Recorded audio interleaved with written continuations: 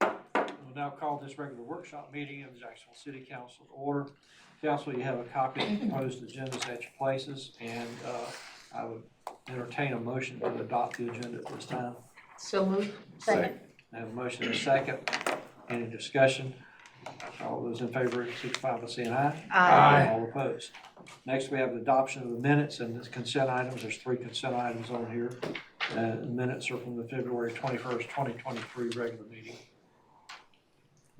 Move approval for the minutes and consent items as presented. Second. We have a motion and a second. Discussion. Hearing none, all in favor signify by saying aye. Aye. All opposed. Okay. So with that, we'll go to our first discussion topic for the night. This is the solid waste fund.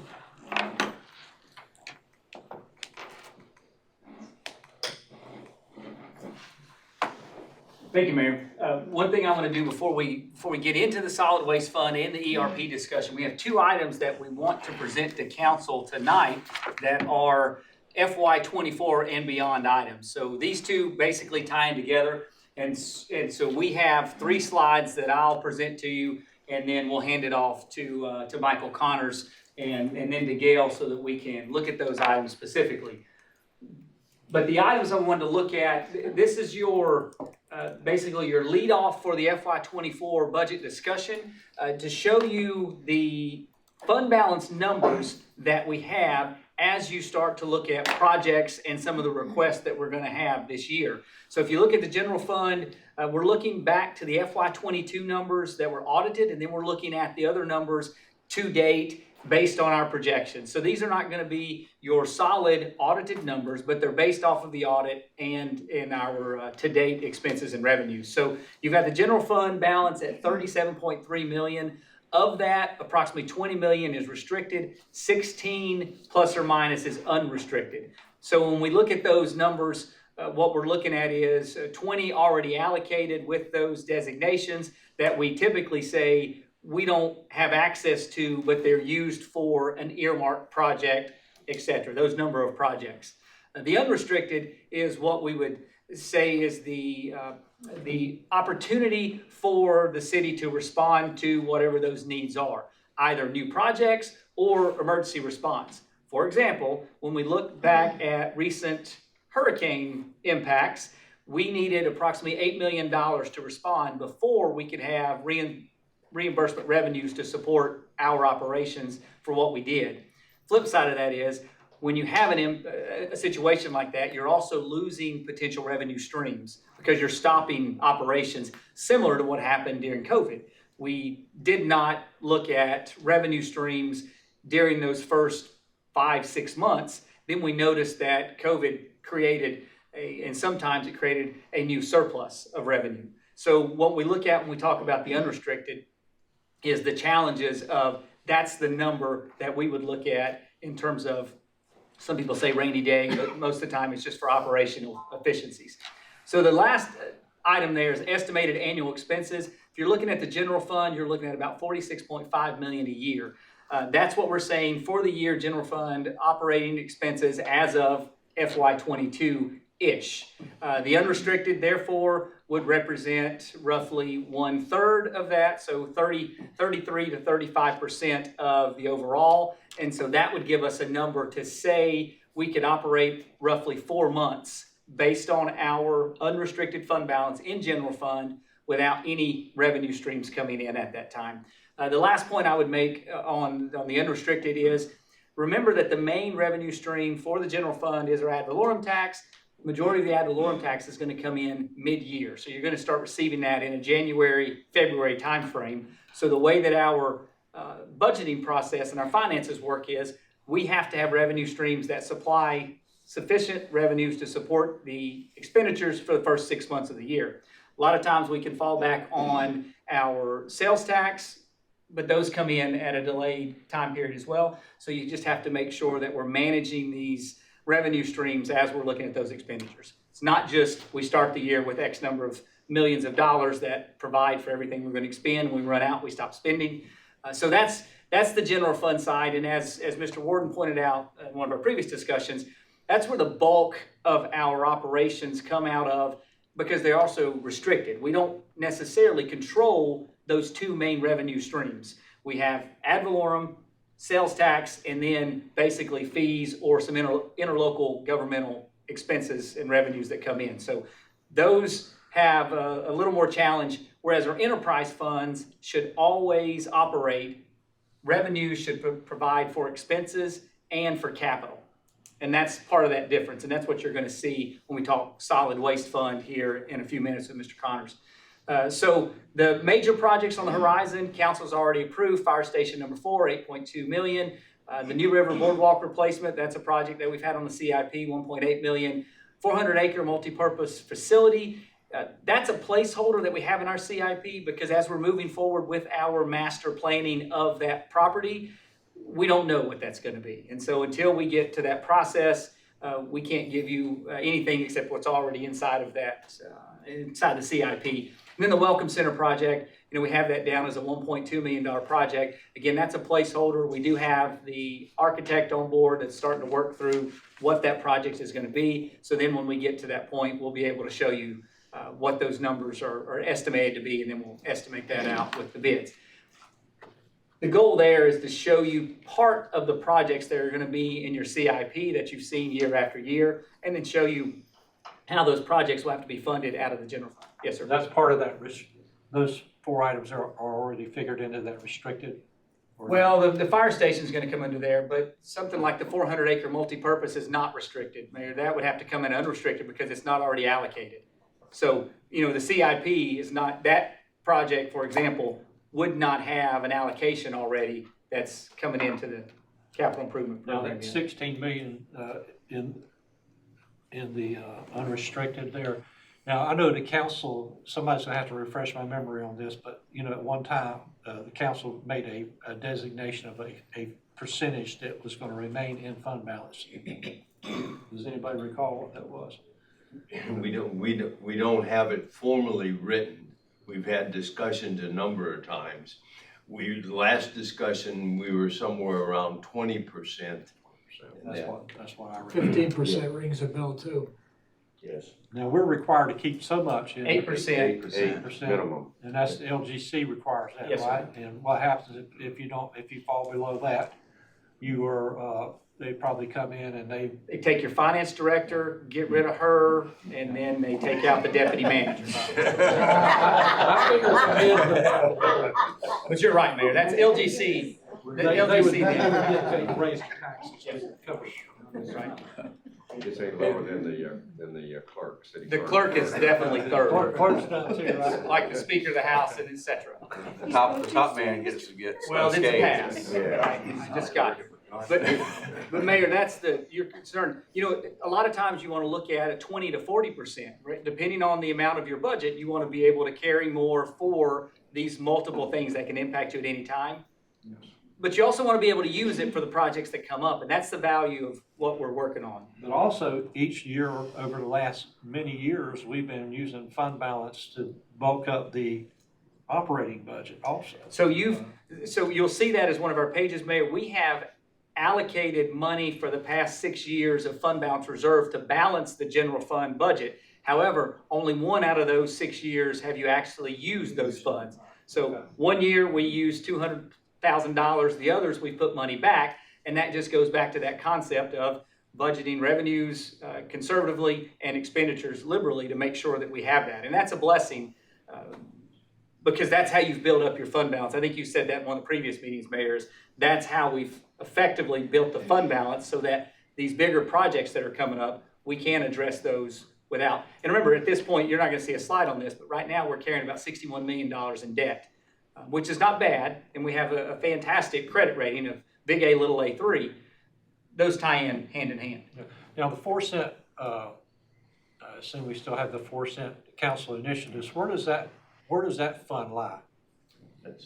That's a separate account, and every year we basically put in 4% of the tax revenue into that account, and then a lot of our capital projects, primarily our capital projects, are funded from revenue from that we call that the capital reserve. Like the public safety building or the new fire station would probably come out of that. Yeah, and you see that number here, Mayor, where you come back to the capital projects fund. You know, you're looking at some of those numbers, but the annually, and that estimated annual expense, that moves in time. So just to give you 1.7 is just a number from previous, but these balances based on the total number of projects that we're funding year after year. A lot of these are carryover because once you make it a project, it's been designated and there's multiple phases and work that goes on to it. So you're carrying them inside of here, but that's that number that you're talking about, Mayor. I had a quick question on the first page. On the Welcome Center, I thought, correct me if I'm wrong, but I thought we had a grant that covered most of that. So we have a couple of sources there. We have a grant and then we have county funds. So we have, basically there's three of us tied in together at this point. And so we have other numbers there. We'd still have some of our dollars that are going into it. Coming to the full 1.2 out of pocket, right? Unless we're building something a lot bigger than what we can envision. Okay. It shouldn't be that number. So that's our project number. These numbers come from our capital improvement program. All right. You're spot on. So Mayor, here, water and sewer fund balance, you show that number is at 79 million. And then the estimated annual expense is 21 million. For the audited FY22, we finished the year at approximately 24 million in revenues, 21 million in expenditures. But as an enterprise fund, that's how we have to operate because of the capital we have here below. So we have to build in, when we don't have this opportunity with the general fund, we have to do it with the enterprise funds. We have to build in the capital to our structure. And we review that structure, that rate structure every year, which is a fantastic process. But right off tops, you see the Western Regional Pipeline, 42 million. Again, we've designated some other funding streams into there, and some of the funding streams are already tied into that fund balance that we've already accepted those funds. But we have multiple projects. Water and wastewater have big ticket projects. We don't typically get a lot of $100,000, $200,000 projects in water and wastewater. They have bigger toys because these are delivering and collecting water and wastewater throughout. So you see those projects. This is just 4 projects out of a 10-year plan that's going to have roughly 40, 50 different capital projects for the year. So it's just an idea of where that's at. But once we get the pipeline started and then completed, you'll see a significant decrease in your water wastewater fund balance. Where we at on that? We have approvals finally where we need, and so now hopefully we're at the process where we're going to be able to put together, I believe we're going to be able to put together bid packets and start. The bid package is pretty much together. Wally said next week, so. Yes. How old is our estimate? Probably 18 months now. How many? 18, maybe 2 years. I'll also just on a pipe project, just pipe alone, 10% increase. So if it's 10%, that's another 4 million. So that's where, and that nails the point, Mayor, that these projects, for any of the projects, not only are we going to have inflation, but we're going to have construction cost increases that we've seen for decades. This is a little more significant than we've seen, I would say, in a while, but it's something to expect. So The Western Regional Pipeline, is that inclusive or exclusive of the money from the state? So the 42 million would include the state money included in it at this point. Which was 20. 21 million? Okay. And then our plus or minus 9 million allocated together. So you look at that, and back to Mr. Sosa's comment, theoretically, that's 30 plus there's another 12 and that's a big project. We don't like to have a $42 million project unless we're rebuilding the plant, but the significance of this project includes more than just the pipeline. It includes the stations as well, so.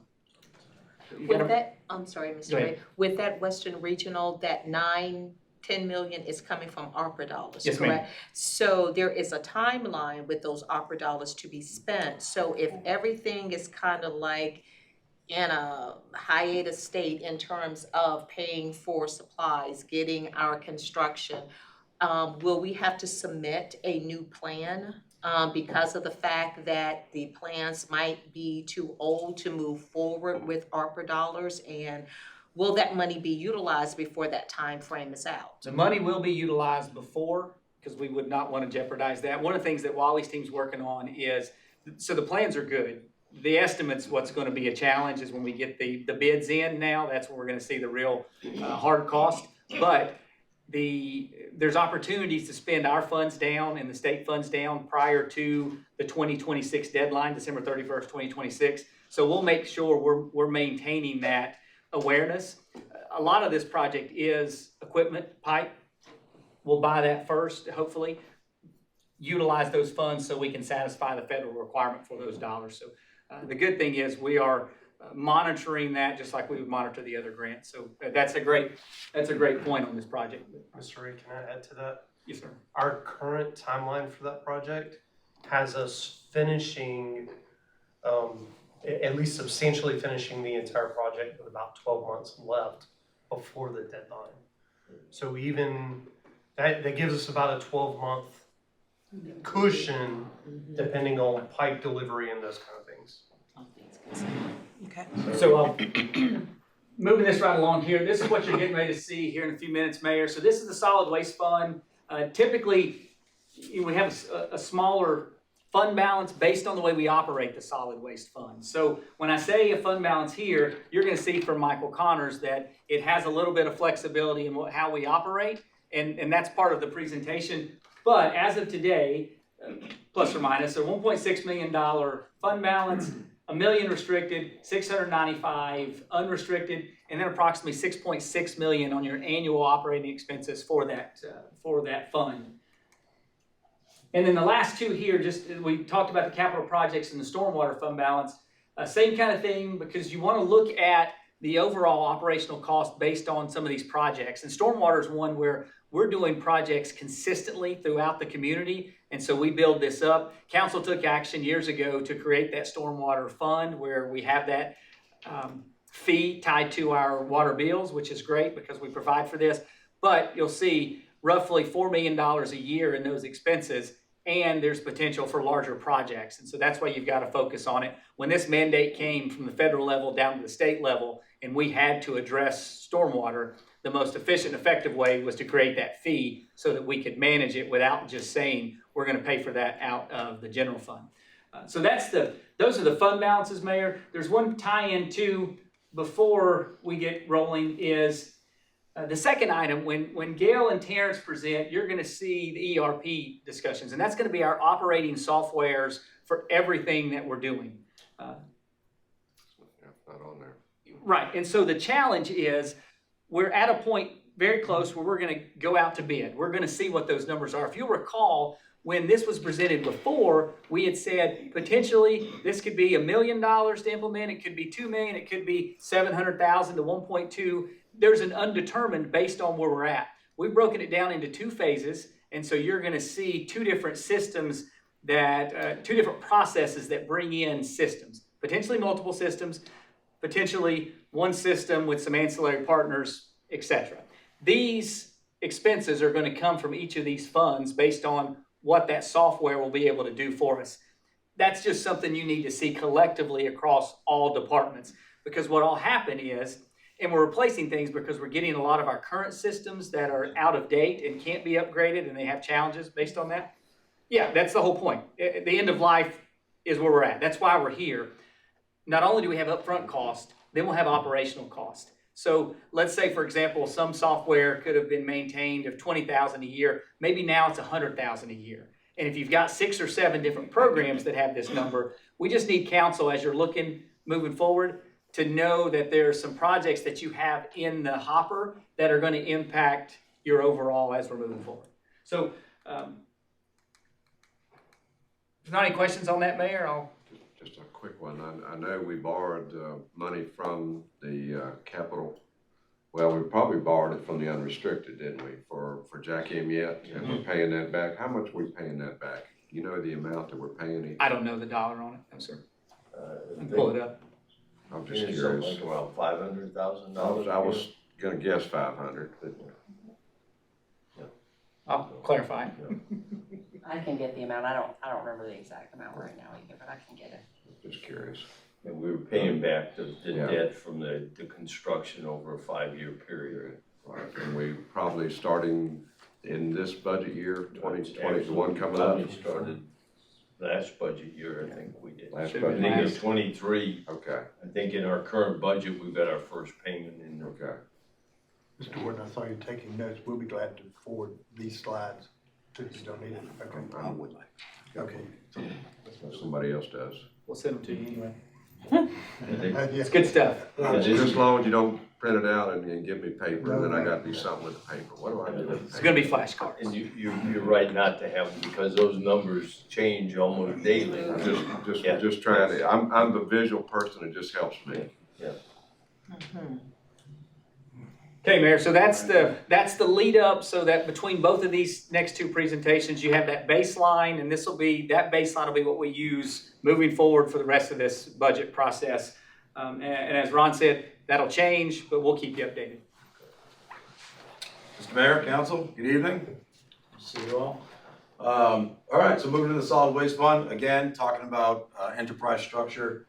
Just a few things we're gonna talk about. We're just gonna go over the solid waste structure for that fund as it sits right now. And talk about the way ahead, where we need to be, the outlook, kind of the battlefield ahead. Also, I've in there a little alternative cost comparison for some of the outlying areas outside of the city limits. Those poor souls that don't get all the benefits that the people have here, what they're paying for trash and recycling and services that they do not receive. We're gonna break down our current fee structure for you again, because it's been a couple of years since we've addressed it. And then we're gonna get into the weeds a little bit of the actual cost analysis of what it costs us to actually operate sanitation, specifically drilled to the residential side. And then, of course, as always, we want to present you with some options, all right?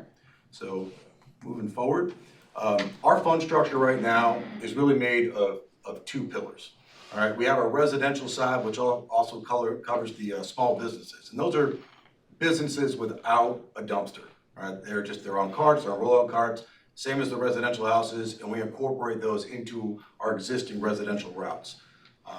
Right now, that is not an enterprise structure. All right, we're supplementing that, and you'll see that going forward. And basically, what does that mean? Revenues do not cover the cost of operation. Our operational cost is subsidized by the general fund, and our disposal cost, luckily, is covered by the fees that we assess, and we do that on a historical average. Private entities do it a lot different because they're out, to make as much revenue as possible. We do ours off of how many residents do we have, what's our historical average for tonnages, and we bill off of that. And of course, we have to mirror that price to what the county landfill is charging, and they have their own plan, so we have to adjust to them when necessary. On the commercial side, as you all know, when we started that in 2014, that was set up as an enterprise fund. All right, our fees that we charge our customers on that side covers the cost of operation. Those costs will have to increase as fees, inflation, the consumer price index, that cost of operation goes up, the fees have to go up. It's user covered. All right? And again, our disposal cost on that, instead of going with a commercial structure, instead of billing per what the dumpster could hold, we go with that off of historical tonnages as well. And that benefits the customer base, it benefits the fees that we charge the businesses inside the city limits. Any questions on that? Pretty simple. All right. Fund structure options. And this is just some things that I really want you to consider as we move forward. As we're going through this and you're looking at these numbers and you're seeing some of the disparity between our revenues and our expenditures, just keep in mind that, we have some options going forward. One is just to do nothing. Continue doing what we're doing, continue on the same plan we've been doing with that general fund transfer. Next is to structure some residential fees to meet that enterprise structure, to get to an enterprise structure.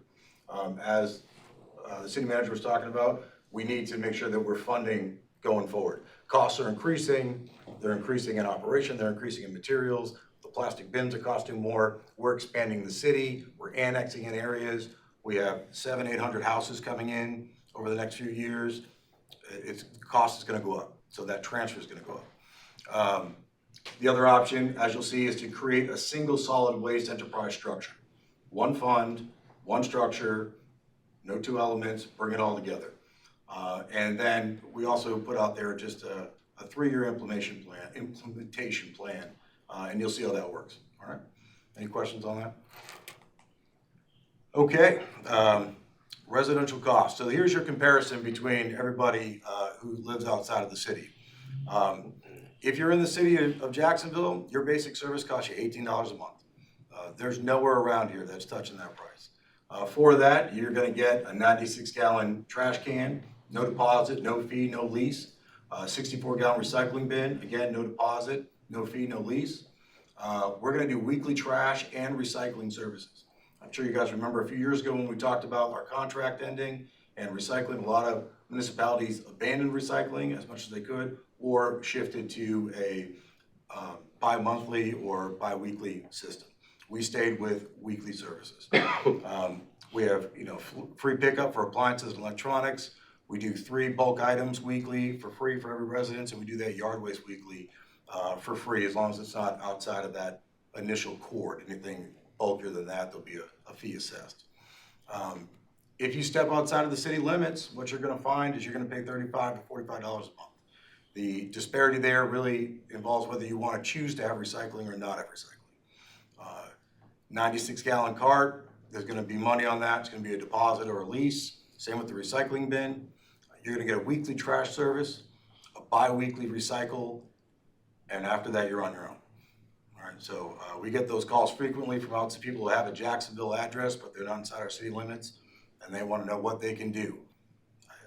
I don't have a solution for you. You can haul it off to a recycling center or one of the convenience centers on your own, but those are their choices. So obviously, we're doing a lot here in the city for the price we're doing it for. That current fee breakdown, residential, that $18, what are we doing with that? $12 is what we consider that service fee. That's that operational fee. And then our $6 is the county disposal cost. And again, that $6 is covering our disposal costs, so we're not having to supplement that. Small business side, bumped up $1.25 for the small businesses. And again, still the $12 operational cost, disposal's up a little higher just for what they generally can generate. All right.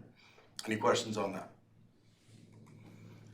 that? Commercial side, and again, just to give you an idea of the resident of an enterprise structure with commercial, you're looking at our basic service fee, as we call it, our tip fees, $69.33 a month. All right, and that gives the basic service to our customers of 2 dumps on their dumpster every week. Now, they can choose to go up or down from there for additional fees, but that is the basic service. The disposal fee is a monthly rate. That obviously varies on the size of the dumpster, whether it's 2-yard, 4-yard, 6-yard, 8-yard, and that will vary depending on that. If they go with additional pickups, again, if they choose to go 3 times a week, 4, 5, or 6, they're gonna pick up a half of that service fee for each additional dump, and again, half of that disposal cost. So we're breaking up that basic service for each additional dump. All right, and that is how we fund the commercial side. So that completely covers itself. There's some revenues that can come in there just off of extra dumps, requested services outside of their scheduled services, if that makes sense. Any questions on that? All right, we're getting to the meat and potatoes here, the actual cost. So if we were looking at an enterprise fund structure, going off of FY22's numbers coming in here, we ended, after all was said and done, running commercial as an enterprise fund and then running residential in its current structure. Coming through, after all the revenues and everything was accounted for at the end, we ended up in $1 million deficit, roughly. That $1 million deficit is covered every year by a transfer from the general fund. And that transfer varies, but that is how we cover the cost. You can see clearly that what we're doing for operational costs on the residential side do not cover what the fees are that we bring in. To give you just a quick idea is we probably brought in about 1.4 and some change on operational cost fees on the residential side, and our salaries and benefits for that year were 1.8 million. So we were in the hole before we turned the key. All right, and that's how this fund has run traditionally for the last few years. And moving away from this, are we getting questions on this? All right. So the operational costs, excluding the landfill fees, is about 3.4 million. All right, that's what it costs us to get the residential done. We have about 12,216 on the customer base. That includes your small businesses. All right, there's 11,400 or 500 of just residents. If we were to move to an actual cost to cover the operational cost of residential service, that cost would rise from $12 to $23.82 an account to cover our cost and make us solvent before all is said and done. That's from the jump, no revenues brought into that, just straight line accounting on that. With the landfill fees added in, you can see that your residential fees would go up to $29.82 per month. All right, that's a significant jump from the 18 that we're at now. Small businesses, again, would take that $1.25 raise and we'd be at $31.07. Any questions on that? Just a kind of a revenue impact, if we were to move to that enterprise structure there, you can see these numbers where we're currently billing, like I said, 1.4 million and some change. If we were to shift to that enterprise structure, we'd be bringing in that 3.4, we'd hit that number. And we'd also have a little residual there to put into that solid waste fund. You see the difference coming down there, and after some enhanced service fees, those are your extra services, second can, third can, extra pickups, bulk item fees come in. Historically, that's where we're running with money there. We would want to bring those to their actual operating costs to meet that enterprise structure as well. And this is what you would see for a raise in the initial revenues, kind of your gross revenues. All right, so it'd be about 2.2 million. And that, again, that is if we went to a true enterprise fund off just straight line accounting. Any questions on that? So moving forward, another way I tried to look at this just to kind of save some, save a little bit of the hurt as we move forward with this, would be to kind of look at our general fund transfer. Again, as we saw, as I mentioned, we started $400,000 in debt with just fees alone before supplies and everything else, but we still came out, after all was said and done, $1 million in the hole. So we had, we had significant fees coming through, it was short, we come out and we need that transfer. So looking at our 3 years of transfers here, I come up with an average. The average general fund transfer is about 1.48 million. So with that transfer, if we were to kind of base our fees off of that and say, as we're doing business, historical fees are coming in, we're counting on revenues, not just from the residential side, but we're counting on excess revenues that are coming from the commercial side that are coming down both of those pillars and filtering to that bottom number, we would see that we'd only have to really mitigate 1.48 on the average. To do that, we'd end up saving a little bit of money. Residential would go, it'd be it's a $10 raise for everybody. So $28 even and $29.25. Right. Again, a lot different than where we are now. Right. But that is to cover our cost of operation and run as an enterprise structure. Most municipalities are at an enterprise structure if they're not contracted out. And again, looking at the cost comparison, if we did contract out, our costs would be even higher. So this is where we sit right now. And of course, you see any increase in annual operational costs is going to require a fee adjustment when you're dealing with an enterprise fund. As we mentioned earlier, talk about 50% rise, 30% rise in costs. We're seeing that on the steel, the dumpsters, the plastic bins have gone up significantly this year. Fuel, parts, trucks. I'm sure you all remember that from last year, just the budget amendments we needed to do just for trucks. Everything is up. So that transfer number is just going to keep going higher and higher. All right. Any questions so far? I have a question, Yes, sir. ma'am. When you're talking about your resources and you just mentioned trucks with the maintenance and everything, when's the last time the city actually purchased a brand new truck for our waste? Well, we purchase them every year. On the commercial side, we're on a 3-year ERP. So we've been purchasing almost 2 trucks a year for the commercial side. And what are they costing us? About $345,000 a truck for the front end, and that may be low. I'm looking at Dale. We're trying to remember that number. We haven't actually gotten one this year, so we don't know. Not yet, but it's coming. What is the lifespan of a truck when we purchase it? Well, so on the that's a tough question, but I'll give you on the commercial side, it's a lot less than on the residential side. Commercial truck lifespan before before we've decided that it's costing us more to maintain it than to get rid of it, is about 3 years. And we're on a 3-year buyback program. We locked in a pretty good deal with our vendor that they will give us a set amount of the actual cost, and we have a dedicated buyback. Obviously, that's kind of been delayed since no one can get us trucks, even though we've ordered them, and that's just, you know, epidemic across the country. The residential side, ma'am, we can pull 10 years on those trucks for the most part. The automated one-arm bandits, they are pushing the 13, 14-year mark. We pushed them back because they were doing pretty well. We could hold them outside of that ERP, the equipment replacement plan. But now we're looking to get those in. We actually just received 2 trucks that are replacing the automated trucks, and we're going to be ordering a rear loader this year for FY24, if all goes well, and a side loader as well to bring those in. So we'll see a lot of those residential trucks coming in, if that best answers your question. And those trucks, just so you know, I can give you a really good answer. The rear loaders are $290,000 for a rear loading for your traditional garbage truck, and your automated trucks are sitting about $340,000 as well. So they're not cheap, but they last as long as we can keep them. We try to do a really good job of keeping them on the road. So, any other questions? Okay, so revenue impact, if we were to go to that single enterprise structure that we just talked about, you know, we're at that point, we're looking at taking both pillars and we're bringing it down and saying, here's what our cost is, and we're gonna mitigate, you know, that overrun. This is what that would look at. Again, you'd be at 3.2 instead of the 3.4.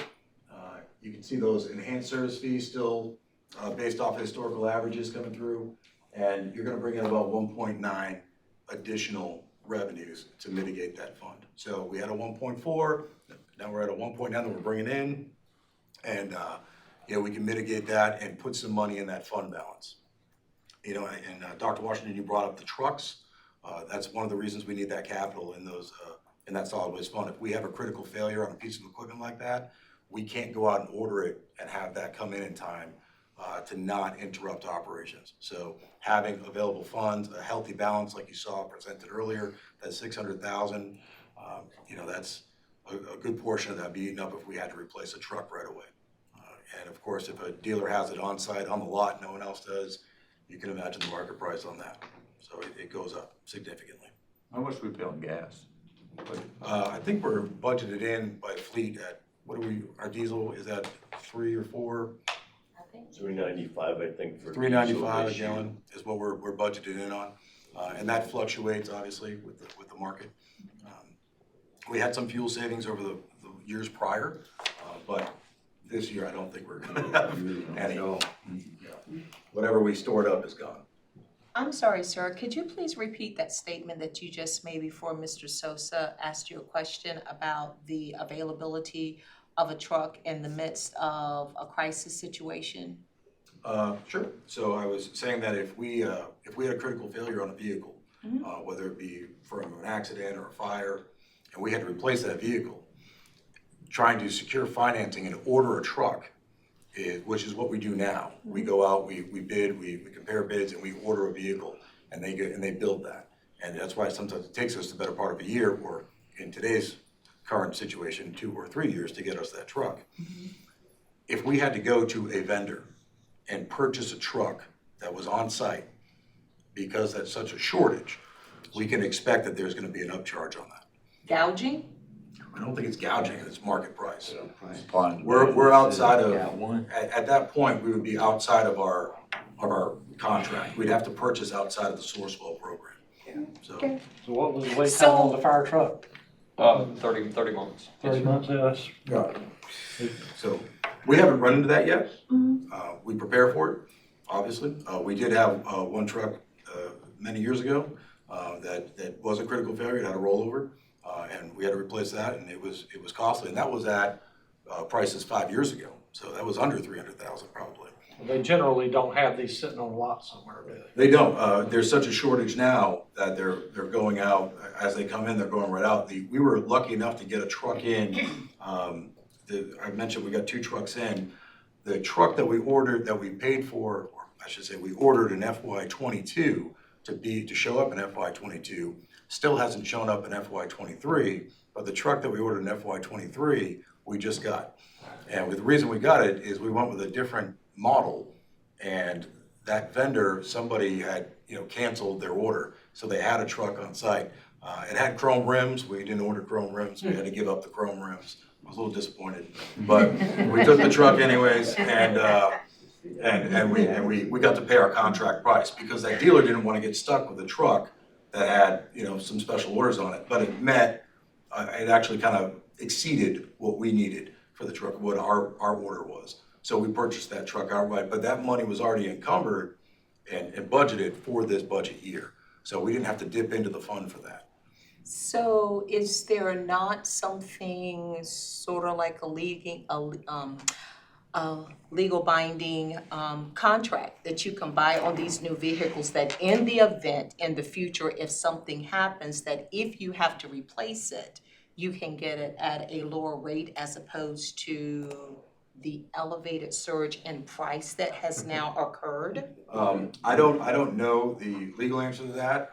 I'll look at Attorney Carter, but I can. Like you do like with the house warranty, that in the event if something happens, you take out that extended warranty that will cover that if you have to replace something, it is already there. No, I understand. You're talking about gap coverage. I don't know that we have gap coverage on the. Can you research it? I will absolutely do that. Thank you. But I will tell you that as we have, in the last couple FYs, we've ordered equipment, and we've been quoted a price. We agreed upon that price inside of our Sourcewell contracts, our Sheriff's Department contracts. And as those vehicles went into production, they have a clause that they're allowed to bring their price up to cost before the vehicle goes into production. So as we ordered a truck and it was 8-9 months out and that chassis went into production, we would then get a hit that said that, I think, I went up 16 grand, I lost 16,000 in like the first month of the budget year just on that. Because we had to push that up and pay that difference, even though we had bid and contracted on a much lower price than that. And that continued with all the vehicles that went through, and I'm sure there wasn't a department here that was exempt from that. So that kind of gives you an idea how that business works. It's not ideal, but it's a demand situation. But most manufacturing is like that, though. It's not just. Oh, absolutely. Yeah, I mean, Yeah, absolutely. And we do lock in probably, I think, the best price that we can get, and there are a lot of guarantees that protect us as we get the product that we want. So I think we're, all in all, we're very protected and satisfied. Or any other questions? I'll move forward. Dr. Washington, is that good for you? What's the bottom line? You recommending a single enterprise structure or continuing the same way we have been? You're jumping ahead on me, Mr. Bittner, but I'll get there. Okay. Yeah, I think that, option one, as we get into this, we can adopt that true enterprise structure and go with actual cost. We're gonna keep service going as it needs to be, and we'll raise the prices to these numbers represented here. And as time goes on and costs raise, and inflation happens, we're gonna have to adjust those costs accordingly every year. But if we do go to this, you'll see that instead of making a $1.48 or $1.3 million general fund transfer, your general fund transfer will be zero at this number right here. And there'll be no change to service. So when did you say Waste Management is charging for residential $35? 35 to 45, depending on what you have.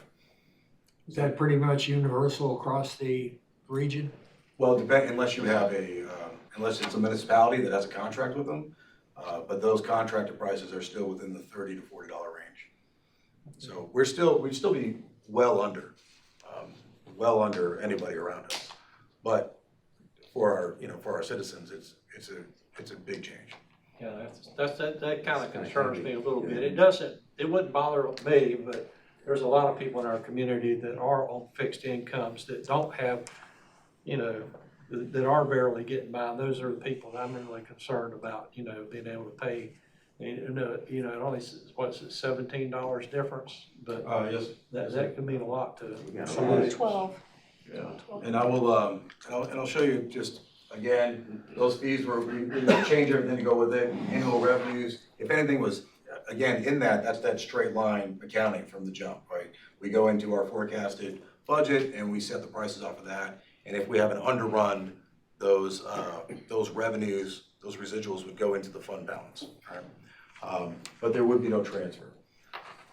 Going into option 2, which would be going to that single fund structure that we talked about, where we have, a slightly less impact on our residents. We would use that 3-year average, set those fees. We'd amend the fees for the enhanced services to meet the enterprise structure, which would just do them for actual cost. And, again, our FY24 general fund transfer would be 0. There'd be less money, less capital to move into the solid waste fund at that point, though. And that, as we just talked about, can be a critical issue if something goes wrong. Or if there's a need for something. We've been fortunate, knock on wood, that we haven't had a major storm event where we lose 300, 400, 500 trash cans to the river, and which cost us a significant amount of money. Those costs have gone up from $50 a can to $67 a can, just in our cost to purchase them. So, everything's going up. So if that were to happen, again, that's where that fund balance comes from. When's the last time we raised the residential sanitation fee? If you recall, we raised it two years ago when the landfill went up. We didn't raise our operational costs, we just raised the disposal costs. There's probably been another 3 to 5 years prior to that, we charged an extra $5 that had nothing to do with the landfill. That was an extra to bring our fees up to $10. And reduce the general fund subsidy at that time, right? And again, since that time, since all these raises over the last decade and further, we have the structure of sanitation hasn't increased besides the 5 commercial drivers that drive the trucks. It's the same 33 guys picking up residential. So we're doing a lot. They're working harder, they're working smarter, they're working more efficiently. We have obviously new methods, new processes to get, more done. And they do a great job. We have probably one of the cleanest cities that we drive through. So they're making it happen. They're gonna continue to make it happen. But if we can do it, and get that cost right, it'll give us, the opportunity as the city continues to grow, we can grow with it. So, but again, option 2, just getting back to that, same things. We would take those revenues and add to the solid waste fund, be less of a transfer, especially as we move forward. And every year we kind of have to look at this and see what our transfer was and see what, our forecasted costs are gonna be and adjust those fees as needed, if needed. And then the 3-year implementation plan, I think is something that makes a lot more sense for a lot of us. And that is, we have to get to this enterprise structure. I don't think there's anybody at this table that doesn't understand the need to get there. Costs are going up, we just can't keep pulling money and feeding this animal as it grows. So what do? We start with a $4 increase in FY24. All right, we jump that up to the $4 increase in the basic service for FY, and we just apply that to the residential and small business. Fees will increase annually by $4 through FY26. So every year we go up another 4, and we go up another 4. And then at that point we'll be pretty close to where we need to be, if not there, and we'll maintain that enterprise structure going forward thereafter. And of course, those increases will be a lot less drastic than $4, we would hope. But I think that's a lot more manageable. If we did that to start with, I just put that number in there, if we started our FY24 transfer, would be $890,000 and some change. So not 1.4, not 1.3, not 1.6, but 893. So it's a significant improvement, and we can keep getting better year to year after that. Well, I think this is a little more livable here. I think it'll have less impact on, citizens. Because it has to happen regardless at some point. This is a softer blow than it is at $12 right out the gate. I mean, it has to. We can't just keep bleeding money, but we have to look at some point. So we do, and as these costs keeps going up, there's just we're going to need another route. We're going to as we keep building in the city, and the growth is great, but we have to increase that structure. So another route, it's more people, and that transfer just grows and grows. More trucks, more fuel. More trucks, more fuel, more mechanics, more wrenches, more bags. So, it's a needed thing, and I know that we all recognize that, and it's hard to swallow. And we've had, I think and we're still gonna have it great and better than everyone else in the city of Jacksonville. So I think that's important to recognize too, is we're not going to where they're at. We're still better. We're still on top. They're still getting more service. Nothing is gonna go away. They're still gonna have yard waste. They're still gonna have recycling, all the things that we can do. And we're gonna look to bring in other services as well that, I've discussed with Wally and I've discussed with Mr. Ray that, may bring more revenue in, that'll, services that our residents have asked for, that we could possibly provide, that right now they're going to third parties. And if we can do that, we can bring more revenue in. And what would that be, just out of curiosity? Well, we looked at some things, at some smaller, like roll-off containers. We looked at possibly moving to allowing residents to have more than a second trash can. Right now, we limit them to 2 trash cans. We've had people call us and they want 3, they want 4. I don't know how they generate that much trash, but that's what they want. And so if we can do that, because we've restricted that so far because we weren't charging the operational cost of it. We were just doing a fee really just to cover the disposal. So if we're gonna cover the actual cost, then we can absorb that, and we can provide that service without taking hits to our health, really, the financial health. If that makes sense. So there's a lot of options out there that we can do, and we'll continue to look at them, and the feasibility of doing them.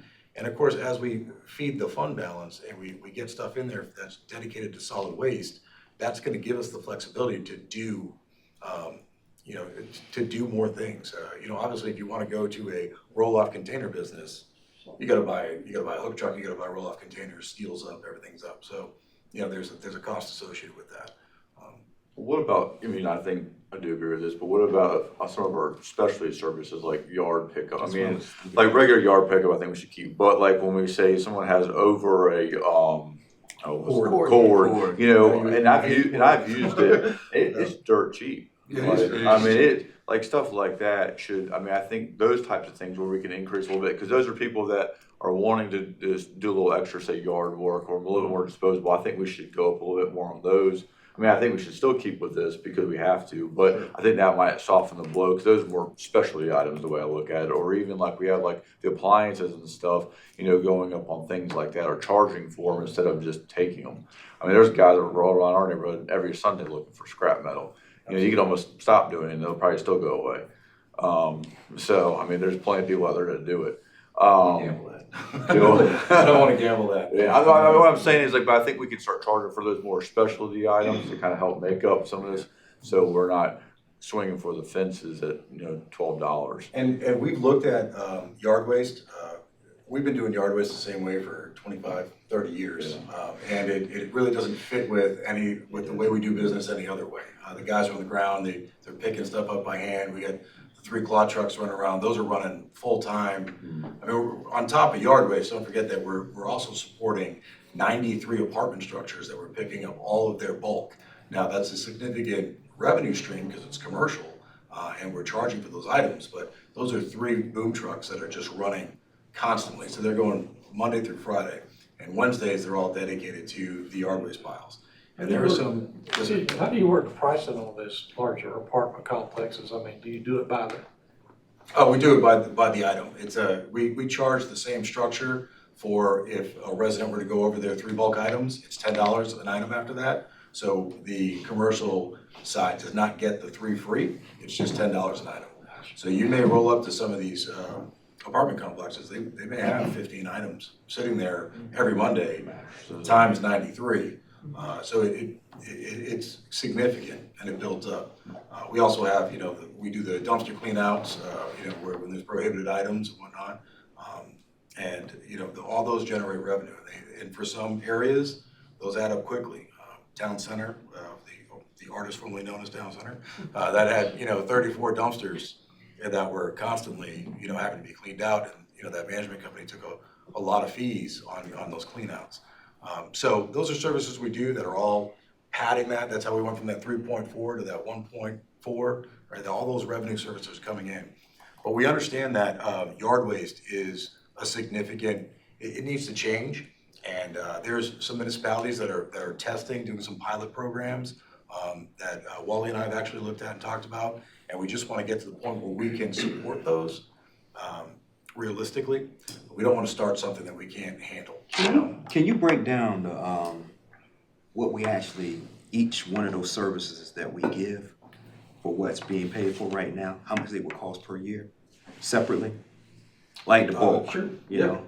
Like how much would it cost? Yeah, for- like electronic waste. Because one thing I look at is when seniors' fees get changed, period. Sure. It's huge because you have a lot of homeowners that were here for years. Oh, I And so understand. if their fees change, you know, $10 wouldn't be a big deal for any of us a lot of Right. times. But when it's even at $5, it's going to be more. So I would like to see, because they're not going to need to get yard waste all the time, or they're not going to need to get their electronics removed and stuff of that nature. So I would like to try to see, you know, I can just try provide to that work you. it, you know. And just you're trying to talking see about what the increased cost would be, Right. what that would generate. Yeah. You charge for that Yes, service service, instead right. of being part of the Exactly. package. Right. And reduce the Right. cost of the package and be cafeteria style for some of Right. those services You pay. that are included as part of the package. Well, and we can absolutely do that. I will just caution that with yard waste, the yard waste fee that's built into everyone's disposal is about 30 cents a month. All right, so that's not significant. And that's why when you go over that large cord, that's when we start charging. We have a really good deal worked out with a third-party horticultural dump, and that's why we're able to do that. Now, if that deal ends, if they decide that they need to increase their cost or want to restructure that, then we'd have to look at a different, fee schedule for that. But I think that, one of the great things in the city is the minute we stop picking things up, it doesn't mean that they stop being generated. And then they end up in places we don't want them. So we have to be cautious about that. And again, I think what you're getting at is the juice worth the squeeze on charging for that. And if people start, throwing things in other places because they don't want to pick up that charge. That's right. It's amazing what, a $5 a month charge will make somebody do, because they just don't want to pay it. And I've Whether seen it be some for- cities that. Absolutely. And we don't have that problem in the Mhm. city. We've changed some things. We went to picking up bulk items immediately. We don't give that 7-day grace period where we had a huge backlog of piles around the city waiting to pick up. And we've seen that. We've seen that's done for us. We don't have anything. Every week, we're clear. So you go into your Saturday and there's nothing sitting in front of anyone's house as long as we knew it was there. Good stuff there, and I can get that for you. Mr. Jackson, I'll get you a whole Did you breakdown. cover the costs on recycling revenue compared to expense? Right now, we're solvent on that, sir. Solvent, still solvent? It's still solvent. We've, that contract that we worked out with Sunoco has really been fair, and I think on most times been in our favor. So we have not had to dip outside of what we budgeted for revenue at this point. Of course, budgeting it, we didn't spend much last year. That's correct. Yeah, that's the point. We budgeted like almost $200,000. 237,000. Yeah, and how much did we spend last year? None. Okay, now we're getting a little bit of charge now, right? We are. So Yeah. understand that cost is, and I'm sure you remember this, Mr. Bidner, is that's a weighted average price. Your recycled goods that come through, we have a single stream system. We don't have to separate the curb. That comes in, it goes to Sunoco, who is a private carrier. They sort it, they bring it to market. That market price fluctuates every month. So on our contract, every month we have to look at, or I have to look at and see what that number is, and I can determine what we're gonna end up paying that month in fees. And so far, we've been under what we've budgeted, that worst case scenario. We've been doing pretty well. The market's been holding pretty solid. There's been some ups and downs. Again, we went from being, like zero cost on it, and in a couple months, it jumped up to almost $40, $50 a weighted average ton. So we had to pay the difference from our service fee on that. So Our contract goes up this year though, right? it goes up every year by $5. So $5 a ton.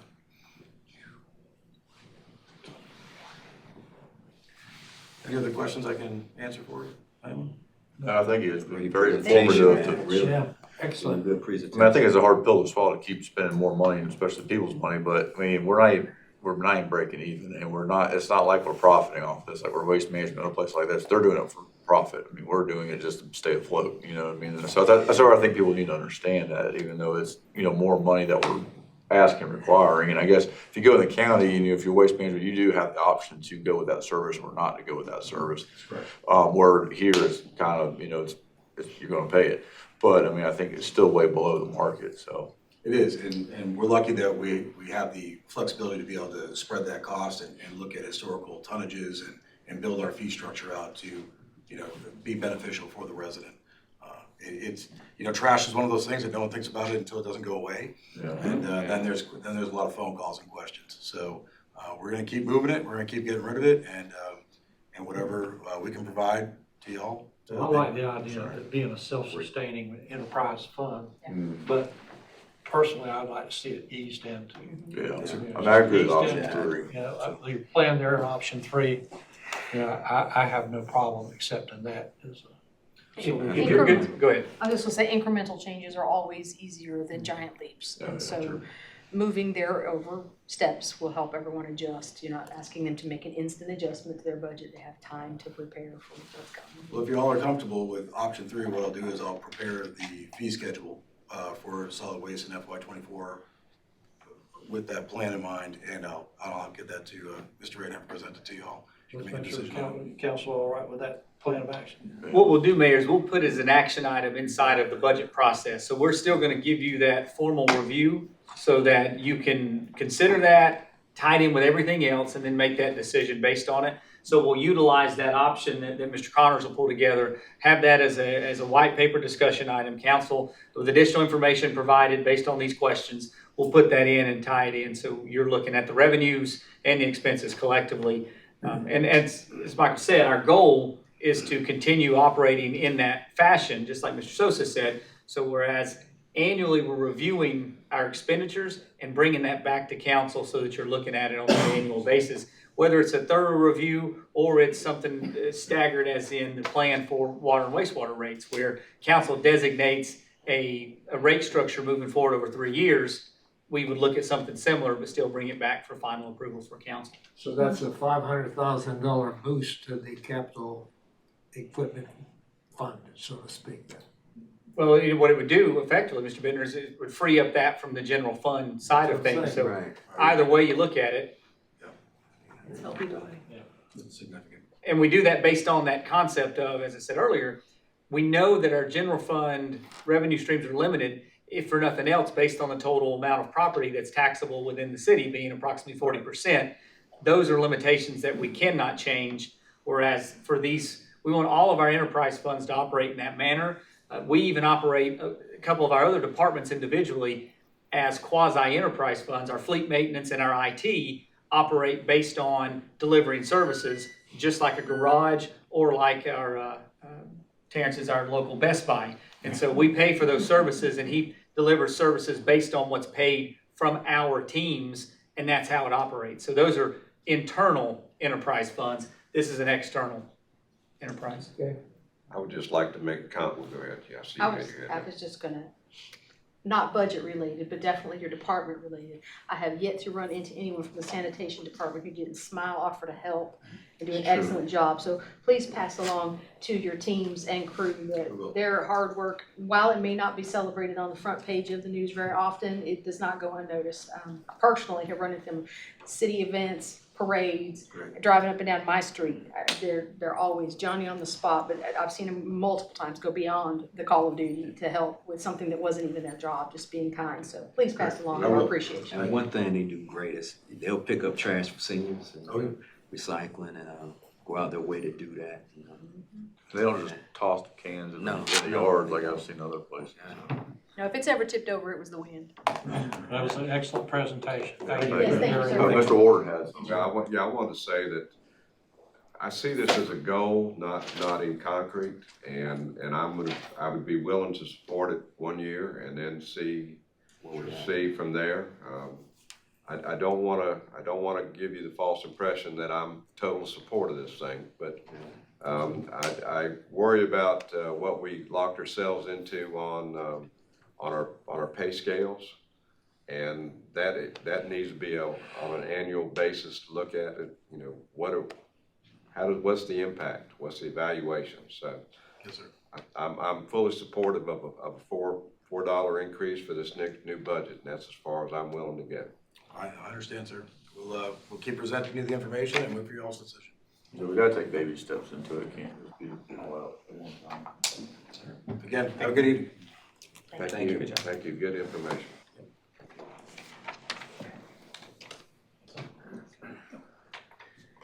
If you're ready, Mayor, we have these next two fine individuals to give a presentation. Terrence and Gail have been warmed up to the previous discussion.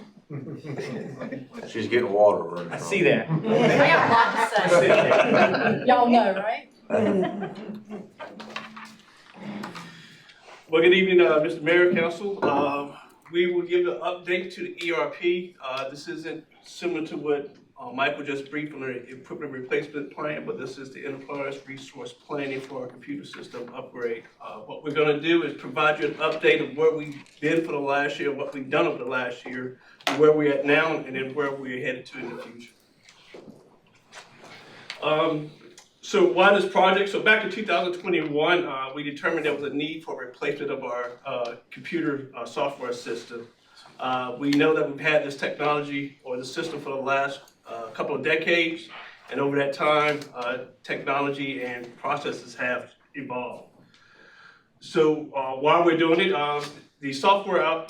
the outdated software that we currently have, we have challenges with the interoperability and interfacing with other software that's tied into the system. We're looking for a more efficient and modern option that will enhance our functionality and capabilities throughout the city.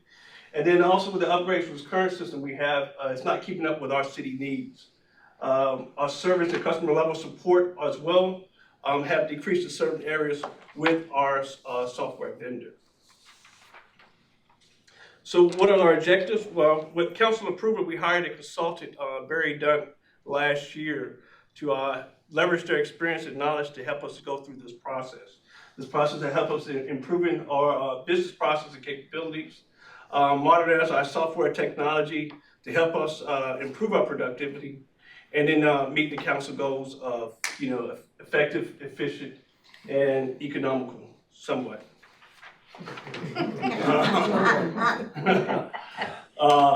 So just a recap of our current system that we have. The JAX 400 is a hosted on-site system that we have. We have a primary and a backup. So when we say it's hosted on-site, we have the hardware, the software and the license for the system, and all our data is hosted here within our compounds. With the current proposals that we're receiving, hosted solutions is not offered. So we're looking at a software as a service model, which pretty much is a cloud solution. As you know, we first purchased the software the system back in 1995. It met our needs over the years, but you know, there's functionality in the system that is still requires some manual processing. It is the backbone city's business system. Our financials being the core module for the system. We have other functional areas such as HR, utility billing, fleet, work orders, and community development that are supported by internal central square modules, but are also integrated by third-party software. All right, so for our project timeline, in FY22, we started with a budget to engage a consultant, as he mentioned before, to help us through this process. We hired the consultant, we conducted a search, and then we had a meeting with them for our business needs assessment. They were on site for a week, and then they did some online meetings for about a week. So they spent about 2 weeks with us assessing our needs. And from that, we received the functional and technical requirements, which generated about 4,000 items for the software vendors to reply to. I was thoroughly impressed. I had to come up with about 10. So I think the the consultant, earn their money. It was worth paying for their experience and knowing what to ask. But, so during this process, as Terrence talked about, we use one system now. We found out that that's not necessarily the way it works nowadays. You buy a financial system, and then you may have a different human resources and a different utility billing and a different community development.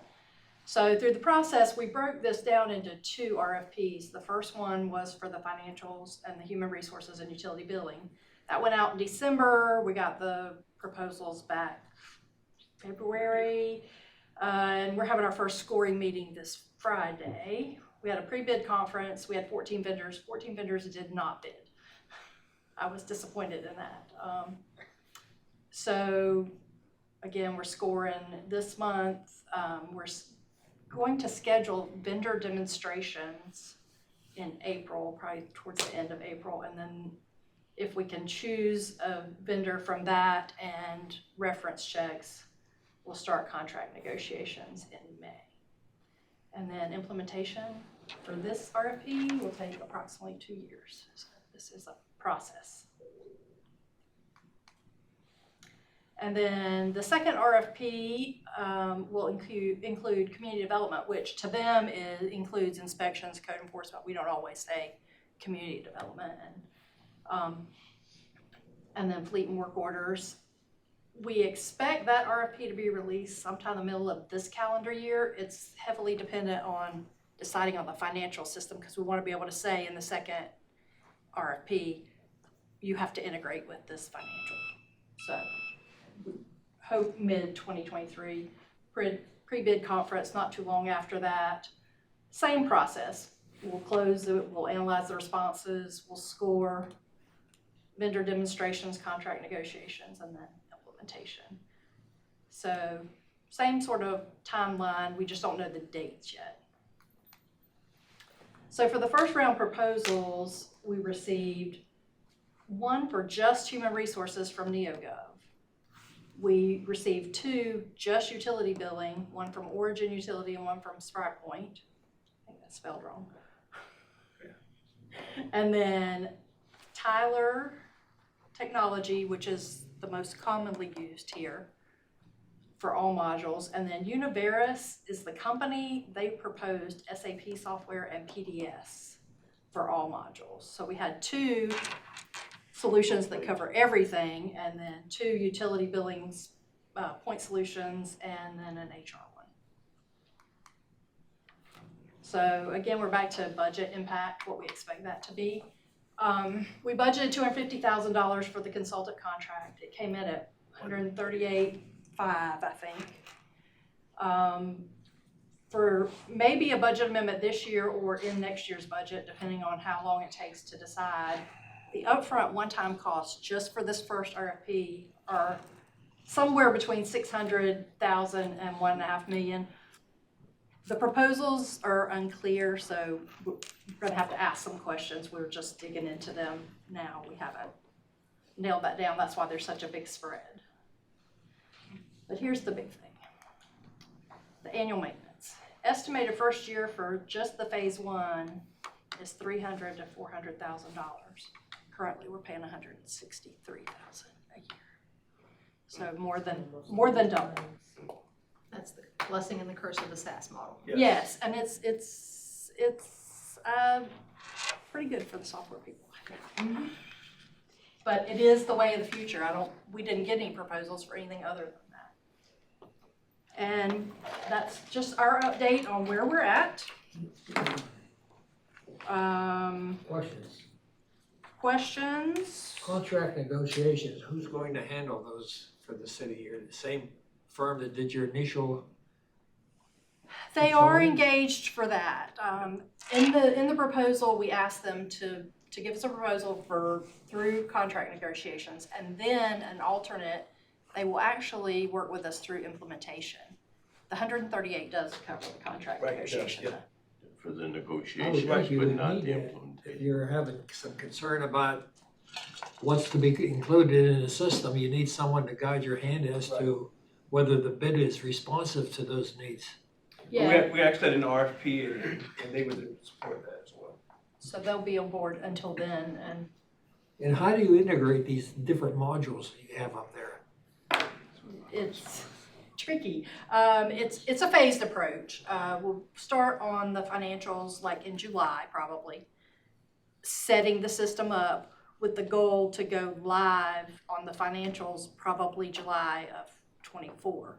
A year of setting it up, and then You run concurrent with your existing. yeah, and this new software, we've never had this before, but it has like a sandbox where you can set it up, you can play with it and see that it's working before you go live with it. Yeah, so you'll get a production environment, which is what is live, and then a test environment where you can make sure everything is working, before, if they're putting upgrades or patches into the system, make sure it works before you make it go live.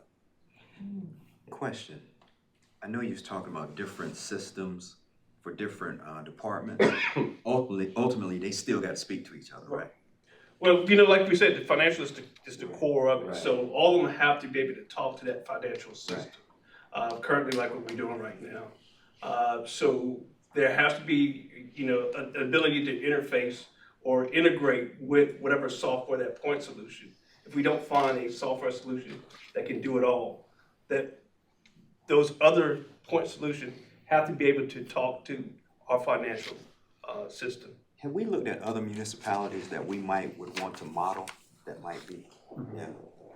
Yeah, just like with this firm, that's how we selected this firm, is because you looked at, Wilmington just went through a massive process. And so the firm has shared with us the good positive stories and the failures and said, these are some of the landmines we want to go around. I think Wilmington gave us some feedback, maybe through the firm, about things that didn't work out, that they didn't do, that's helping us navigate better. And our project manager for the consultant also was a IT director at one point in time, and she transitioned also from this HTE to the new system. So she has experience with that as well. Yeah, and unofficially, I think Terrence and I both have talked to our counterparts at other locations who have gone through this, and the first thing we heard was get a consultant because you don't know what you're doing. Will we have to buy new computers in order to support the software? No, ma'am, we won't. Okay. As far as you talking about the employees that use it or the software? The employees that's gonna use it? No, it's internet based. Okay. Yeah, that's part of normal life cycle. So, every 3 or 4 years when we replace computers, then we just get another computer. We have two big challenges, Mayor. One challenge is that, as we just mentioned, we may have to run systems concurrently as we transition, right? That's going to be something that has to happen. So just like where Terrence is talking about playing in the sandbox, sounds fun, but what it means is there are costs associated with us navigating and transitioning from one system to the next. The next issue that Terrence is going to have is in a month, Gail is officially retiring and stopping work, so she's not going to come back to work any longer.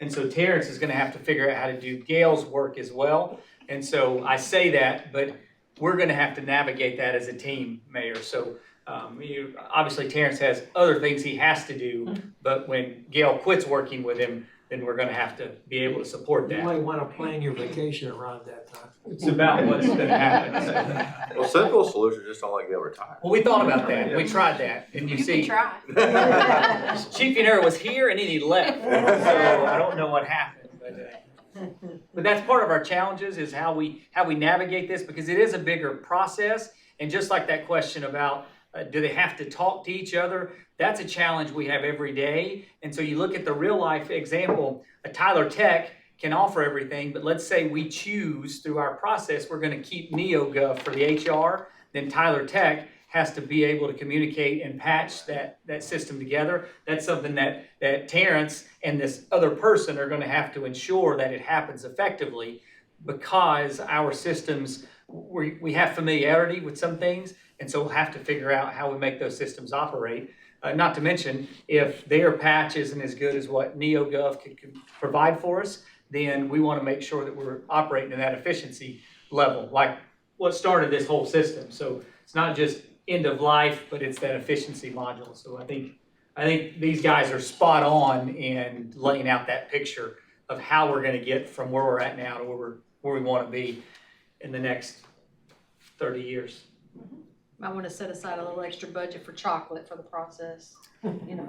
Maybe the new person will like something different. Gift cards for the wine store, something to help with the Chocolate's not stress gonna of the help. transition. Wine's gonna help. Any software integration, any migration like this, it's just a beast. It is a 2-year process, and there'll be moments in it you'll want to pull your hair out, but it'll be good on the other side. I lived through one in a previous life with a CPA firm I work with. We had a client, our largest client went through it, and they cut their old system off today and started a new one tomorrow. It was not pretty.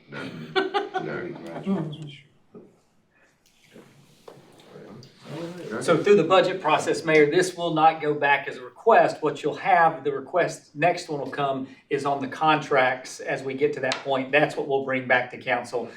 But you'll have updates periodically on these new expenses as we start to realize them and the parallels that we're going down through. So this will be a little different from the last where we're asking for action and implementation. We'll give you the updates, we'll give you the contracts when we have them, and we'll process it to you that way just to keep you informed, so you know where we're at. From a budget standpoint, it's another upcoming expense that we have to keep in mind. So we'll be saving money with Gail retiring, so. Massive amount. Massive amount there.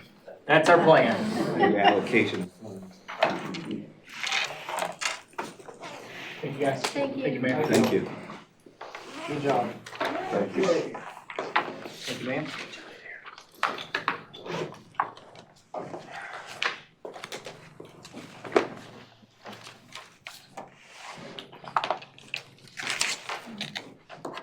Since we don't normally do reports at workshop, I had one update before the One City Moment, Mayor, and that's why we put the slide up there. In the last Friday's management report, I didn't add an item that we're doing new. It's a recruitment item based on our plan. We're having a spring hiring event, and most of this is for our parks and recreation programs that happen during the summer. But we are setting up a new event. It's a hiring event that'll occur at Jacksonville Station on March 11th from 9 a.m. to 12 a.m. We do a lot of hiring events, and we go across the region and across the state. But this is special because we're focusing on college students for summer jobs, right? This is part of our outreach. And as we look at it, it's a training mechanism to provide people the opportunity to be a part of our team and then to stay with us for a long time. What we're doing is we're effectively outreaching to the colleges in the state. We're not going outside the state. We're staying within the state, and we're reaching out to our high school students. So we're doing 2 outreach efforts to bring in some candidates. We want to capture them when they're coming home for spring break and when they're here, when those high schoolers are here, those that we can. So we're excited to put this out there. We'll have some full-time and some part-time positions. But we're trying to really bring in this hiring event as a new thing that we will annually have. So what we want is to get that juice flowing now so people know this will be the week that we have this spring hiring event every year thereafter. So when we get those flyers in the future, we want you to pass those out, share them to the colleges, and make sure we get the information out and about. And if you want to show up on March 11th at Jacksonville Station to check it out, I encourage you to go see our start into this recruitment effort and then and go into the next level. One of our better examples, Mayor, is how we attracted our future fire chief through being a scorekeeper, and now he's the fire chief. So if you think that's a good thing, I encourage you to support the program. If you see it as a challenge, then let's not talk about Chief Tomlin. Let's move on to that one. So that just an update. Again, that's my apologies for not getting your management report. So I wanted to make sure to share that with you because I think that's exciting for something that we're doing in the very near future. Speaking of Chief Tomlin, we have this event going on right here where we have some tours of our younger folk here at our fire department. So very exciting to be able to share some of the things that we've got going on. We have some multiple events here to be able to show you with a theme. So we have 2 life-saving awards that were just recently presented. These happened both within the last 6 months. The first one actually happened in October of last year, and you'll see 2 firefighters here with Chief Yanero and with Chief Tallman. We have, bless Kenny's name, I can't tell you last name, but you know, say it again, Nesnick. And Brett Smith, I can nail that one. But these 2 individuals for providing life-saving services to a community member and having to provide CPR that proved to extend the life of the individual that they're working on. You can't recognize this enough, because this is maintaining a person within our community. It's an awesome value to apply CPR for anywhere from 5 to 10 minutes and to apply the shocks from life-saving method. That's why we train, so that we can save people's lives when needed. And then this is the second. So this we have Richard Johns and Brett Smith. These 2 individuals were, no, it's not, Engineer Johns and Firefighter Downing. Apologize for not reading correctly. But life-saving, once again, here for another incident and the response. This happened in January, so this was only a little over a month ago, and they responded to a personnel call with an airway obstruction. They administered CPR and allowed that person to make it till Onslow Emergency responded, and then once again we were able to provide life-sustaining measures to ensure that another person was saved on our watch. What's happening in that first picture? I would assume Behind you, that, John. Like we got Spider-Man. I think that's Chief Tallman in the back waiting for rescue. But, It looked like they scaling the wall. it is, That was on purpose. That's what I said, upside down. so these 2 opportunities, Mayor, these 4 firefighters were recognized at their meeting, but we wanted to share that not only for our council, but back to the people watching at home, so you can see these are amazing services. This is something that's above and beyond, and these are success stories that we're real proud of. Right here, you have Engineer Matthew, I'm going to say Van Voorhees. Yes, sir. Yes. But he is our Firefighter of the Year. And I think he's been with us for about 6.5 years, which is awesome for our department. You also have members of his family, which is a great part of the value add at our fire department. But not only is he excellent in his work, he is, as I'm going to say, a Mr. Fix-It and a jack of multiple trades within the fire department. So one of the things you see with their department is, instead of going out for assistance with things throughout the agency, they have skill sets internally. And so, Engineer Voorhees not only has the ability to handle work on radio slings and radio pouches, but also to hem up clothes if some things happen. So he came to Chief Tallman and said, Chief, if you give me a sewing machine, I can handle taking care of some of these services that we could not get a quick response on. So that's where Michael Connor's getting those jackets from. Right, that's pretty much how it happens. So you look at it and you think those are silly, but it's the way for the department to take care of their own business and responsibilities. That's not the reason why he is the Firefighter of the Year, but it's definitely part of the reason, because it's an extra effort to do more throughout the daily operations. Not only is he out there making sure that we're safe, but he's taking care of his team and their operations on a daily basis. So one of the things there said, dedication, perseverance, and leadership. That's why Engineer Van Voorhees is the Firefighter of the Year. Well, hopefully Chief Tallman will pass along the council's appreciation and congratulations on being Yes, sir. selected. Certainly will. Yeah, I think it's an awesome opportunity. He was also recognized this week at one of their meetings, and they have another. They have their Officer of the Year that we'll bring back once that is handled out this year as well, Mayor. So I'm excited to be able to bring that to you, so you know. This is a random moment. This is over at Jacksonville Station, and the life flight landed there the other day, scheduled through our team, but it's something where they're looking at landing opportunities throughout the community. And an added benefit of Jacksonville Station is we have open area where it could be utilized here if a need is present. Typically speaking, we're not gonna need them to land here. We prefer them to land at the hospital. But if they're picking somebody up, or if we're able, if the need is there, it happens. And so they're scheduled another practice landing on site. I think it's next month. Anthony gave us the date, but if you're out and about and wondering why we're parking helicopters at Jacksonville Station, it's multimodal, right? Mr. Ray, and what university is familiar or associated with Biden? I don't know. Oh, wait, it's still showing. Hang on. That's right. We come out of East. That is not Duke. That is not from Duke. That's a Duke blue. But I believe that's in East Carolina. It's teal. I think that's what's happening here. But thank heavens it's not that other color of blue. But this is a value for our community, and this is us being able to utilize public property for a public need and a public necessity. So it is very exciting. This right here shows you that Jack Amyette is officially opened, even though you guys have been there and you've been able to tour. I hope you can go back and check out some of the events going on. For us, it is recognizing we're back in action.